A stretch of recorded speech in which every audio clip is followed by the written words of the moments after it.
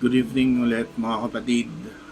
Soul here and welcome to another episode of Responding to Life.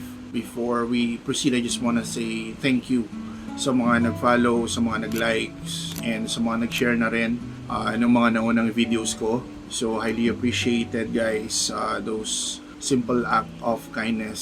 Sobrang na-appreciate ko yun from the bottom of my heart. Thank you. So ang topic natin tonight is don't give up on God. Masakit. Medyo sensitive siya. But why we give up on God? Bakit natin siya sinusukuan? Is it because of too many trials? Is it because of too many challenges? Unforeseen circumstances? Is this the only reason why you're giving up on Him? Nandyan si Lord from the start. Alam ba natin yon? From the start na andyan siya. Hinihintay lang tayo or hinihintay ka lang na lumapit sa Kanya. But because of too many things na nangyayari sa'yo is hindi mo siya napapansin. No, mas binibigyan natin ng pansin yung magiging solusyon natin, no? Sa mga problema natin, sa mga iniisip natin. Right? Alam mo ba na alam ni Lord yung pinagdadaanan mo? Pinagdadaanan mo ngayon, alam na alam yan ni Lord. And God chose you because may reason siya. Pero because of overwhelming challenges na nangyayari sa iyo ngayon, hindi mo nakikita yung worth mo. Kasi iba yung focus mo. Have you ever consulted God? Have you ever talked to Him about these unforeseen circumstances na nangyayari sa iyo ngayon? When was the last time you prayed and call out His name? Naalala mo pa ba? Nare-recall mo pa ba? When was the last time you prayed? And when was the last time you even mentioned the word God? Si Lord, naalala niya lagi na tawagin ka. Pero ini-ignore mo. Yung mga pinagdadaanan mo, nandiyan na yan. Nakatakdang mangyari yan. Dahil may dahilan. Isa pa sa mga possible na nagpapalala ng mga problema mo is hindi mo na alam kung ano yung uunahin. Ano ba mga pinagdadaanan mo? Because people let you down? Because of these circumstances?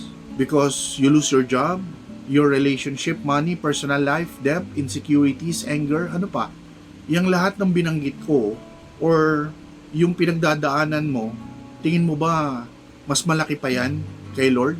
Mas matimbang pa yan kay Lord? Lahat yan kayang solusyonan ni Lord. Pero ang problema, you give up on Him. Pero hindi dapat. Kasi si Lord nandyan ever since. From the start, nandyan na siya. Pero ni minsan, hindi mo siya binigyan ng time. Hindi mo nga siya iniisip eh. Or maybe wala siya sa isip mo. Binigyan mo ba siya ng time na kausapin? Binigyan mo ba siya ng time para humingi ng wisdom? Like sa time na binibigay mo sa mga pinagdadaanan mo ngayon? Kapatid, lumapit ka sa Kanya. Kasi hinihintay ka lang niya. Ang daming chances niyang binigay. Hanggang ngayon, naghihintay siya sa'yo. A simple prayer will help you. Sa prayer, nagsisimula ang lahat. Have faith sa Kanya, kapatid. And make sure na yung faith na yan is aalagaan mo. Palaguin mo. Hold on to it. You walk by spirit and faith, not flesh. Hindi ka iiwanan ni Lord, tandaan mo yan. Kasi mahalaga ka sa Kanya. Lahat ng pinagdadaanan mo ngayon, may hangganan yan. Pero ang pagmamahal sa iyo ni Lord, wala. Yung mga problema, matatapos din yan. Pero ang pagmamahal sa iyo ni Lord, hindi. Lord God will always be there for you, kapatid. Huwag mo siyang sukuan. Dahil kahit kailan, hindi ka niya sinukuan. Lilipas din ang lahat. Matatapos din yan. Lahat ng mga pinagdadaanan mo ngayon, alam ko mahirap. Hindi lang ikaw ang may mga pinagdadaanan. Maraming tao sa mundo. Possible na mas worse pa sa pinagdadaanan mo ngayon. Pero kanina sila kumakapit. Kumakapit sila kay Lord. Humingi sila ng lakas kay Lord. Ikaw may bahay ka. Kahit pa paano kumakain ka. Pero lumabas ka ng bahay nyo. Diba? Tignan mo yung mga taong iba sa paligid mo. Nag-iisip kung saan matutulog. Nag-iisip kung paano kakain. Nag-iisip kung paano sila mabubuhay bukas. Kung saan uli sila kukuha ng pangkain bukas. Hindi lang ikaw ang may pinagdadaanan. I-open mo yung puso mo kay Lord. Let Lord God drive your life. Wala na mas malaki pa kay Lord. Tandaan mo yan. Kay Lord mo lang makukuha yung peace of mind na kailangan mo, yung happiness na kailangan mo. God will never leave your side. Sa tuwing naglalakad ka, hawak ni Lord yung kamay mo. Habang naglalakad ka sa initan, kino-cover up ka niya. Habang umiiyak ka, tinatap ni Lord yung likod mo. Ganyan si Lord sa'yo, kapatid. Never kanyang iniwan. So, i-open mo yung puso mo sa Kanya. Magtiwala sa Kanya. And lahat yan, matatapos yan.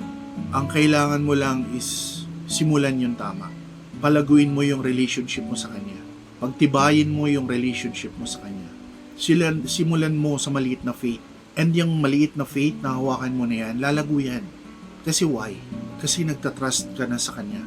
Huwag mong pahirapan yung sarili mo dahil sa mga dami ng mga iniisip mo, sa dami ng mga pinagdadaanan mo ngayon.